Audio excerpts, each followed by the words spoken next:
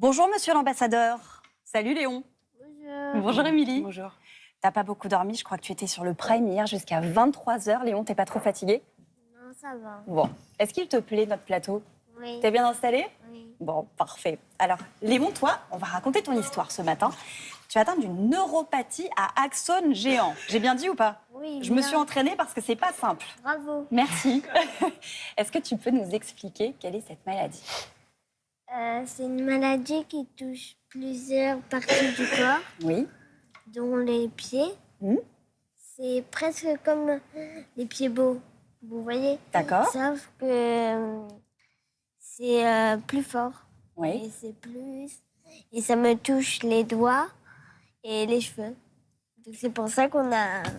Qu'on a reconnu et qu'on a découvert cette maladie, Oui. c'est grâce à tes cheveux bouclés. Oui. Hein? Mais il a Frisés. fallu du temps, frisé. Et il a fallu du temps pour la découvrir. Je vais donner la parole à ta maman. T'interviens quand tu veux. Hein. Si je dis des bêtises, tu me corriges, d'accord? Oui. Émilie, quand avez-vous su que Léon était porteur de la maladie? Alors, on a eu un diagnostic précis de sa maladie en juin 2021, mais Oui. on savait depuis septembre 2018 qu'il avait une neuropathie. Et c'était une neuropathie non identifiée comme Ivy. On n'avait pas de diagnostic précis.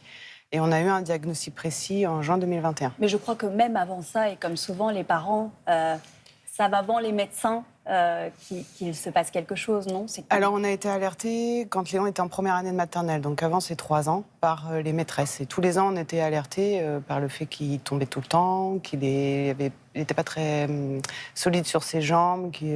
Et donc, on a commencé à faire des rendez-vous médicaux jusqu'à septembre 2018, où finalement, on a découvert qu'il avait une neuropathie. Il y a C'était souvent, pas juste hein, un problème de croissance. C'est ça. Il y a souvent des errances médicales et un peu un parcours. Je crois que vous avez fait un peu le tour de France et des hôpitaux C'est avant ça. de pouvoir poser ce diagnostic. C'est ça, ouais. C'est Marseille qui a trouvé, mais on est allé à Paris et il est suivi à Lanval, Ouais. à Nice. Léon, est-ce que tu peux nous raconter ton quotidien? Comment ça se passe tes journées? Tu vas à l'école, j'imagine. Oui. Tu as quelqu'un qui t'aide à l'école? Oui, j'ai Marie, mon AVS. On lui fait un coucou. Coucou Marie. Coucou Marie. Et alors le matin, est-ce que tu as des soins dans la semaine que tu dois observer? De la kiné par exemple? Oui, 2 fois par semaine. Oui. Et des fois 3 fois parce que je fais de la kinémésia. D'accord. Et alors là, je vois que tu portes des attelles. Tu dois les porter en permanence? Oui, jour et nuit Hmm. parce que j'ai du mal à marcher sinon. Oui. Et je peux pas marcher comme les autres si j'ai pas mes attelles. Est-ce que ça veut dire aussi que tu as un fauteuil pour te reposer Non. quand tu es fatiguée? Non. Alors je crois que tu as en revanche un accessoire indispensable qui est ton vélo. Oui, voilà, mon vélo, c'est un truc que j'ai depuis 2 ans. Oui. Plus longtemps, un petit peu plus longtemps. Non, 2 ans. Bon, ok. Oui. Soyez précise, s'il vous plaît. Et donc ça m'aide beaucoup. Comme ça, on n'a plus besoin d'utiliser le fauteuil parce que quand j'avais... Il y a 3 ans, je me rappelle, je ne marchais plus. Oui. Je marchais à 4 pattes. Et il y a un monsieur qui est venu avec un fauteuil et un fauteuil électrique, sauf que je l'utilise jamais. Comme j'ai le vélo. Le vélo, ça t'a redonné de l'autonomie et tu Oui. peux être mobile comme tu le souhaites. Oui, voilà. Émilie, on parle souvent de la difficulté des parents pour obtenir des aides, pour obtenir du soutien. Comment ça se passe ce quotidien justement avec Alors Léon? maintenant, ça se passe très bien parce que on a été bien soutenu par l'AFM, justement à partir de 2018. À partir du moment où il a été diagnostiqué avec une neuropathie, on a été accompagné dans les démarches parce que c'est un parcours du combattant. J'imagine.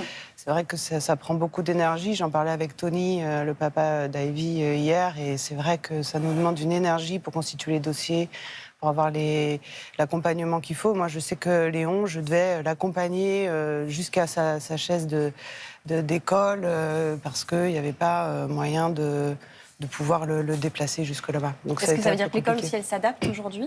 Alors aujourd'hui, il a changé d'école et ça se passe super bien. Parce On est qu'il dans y a une un école. ascenseur. Il y a un ascenseur, mais il y a surtout une équipe pédagogique qui est à l'écoute. est géniale. Est-ce que tu parles de ta maladie avec les copains dans la cour ou Non, j'ai pas envie. t'as pas envie, non? Non. Ils te posent pas de questions? Non, parce qu'ils savent déjà. Oui. Et quand on me demande, quand il y a d'autres gens qui me demandent des autres classes, Oui. je réponds pas, j'ai pas envie. Ah, t'as pas envie d'en parler? Non. Pour toi, Tu la mets de côté, ta Voilà, maladie, et j'ai tu pas vis envie. normalement. J'essaie Ouais. de pas en parler. D'accord. Et c'est pareil à la maison? C'est un sujet que vous évitez? On n'en parle pas parce que ça fait. On a fait en sorte que ça se voit pas. Oui. Donc mais ça prend beaucoup de place. Alors nous, on est habitués. C'est vrai que pour sa sœur, c'est plus compliqué parce que ça prend beaucoup de place la maladie. Donc c'est du temps, beaucoup de temps qui est consacré pour toutes les tâches quotidiennes. Oui. Donc voilà, c'est compliqué surtout pour sa sœur. On évoquait, alors, je crois qu'il y a des chercheurs, tu le sais, qui travaillent pour pouvoir t'aider, pour pouvoir aider les enfants qui sont comme toi. Je crois que tu les as rencontrés, tu es allée au laboratoire à Lyon, non, il me semble? Oui. Oui. Tu leur as parlé? Oui, beaucoup. Oui. Oui, assez, et c'était trop bien. Et eux, ils t'ont dit quoi? On travaille? Oui, on travaille. Oui. Mais il nous faut de l'argent un peu. Ah, eh ben alors merci. Tu sais quoi, on va rappeler maintenant, parce que pour aider les chercheurs qui vont trouver une solution, Il faudrait de l'argent. et qu'est-ce qu'il faut qu'on fasse comme numéro? 36, 37. Et oui, ou téléthon.fr.